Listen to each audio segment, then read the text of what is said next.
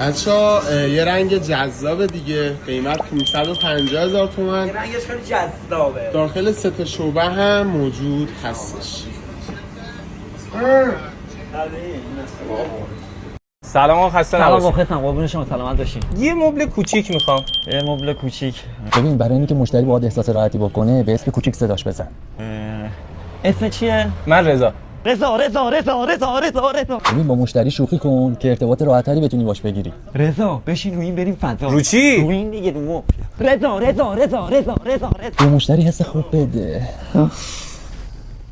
آقا من مبل میخواستم. بخواب.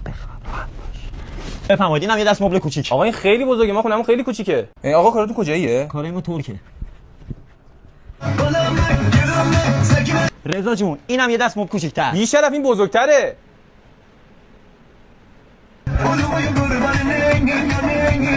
آقا این تابلوی کج نیست؟ کجاش اجه؟ رضا. بفرمایید، اینم یه دست مبل کوچیک. با این بزرگه که.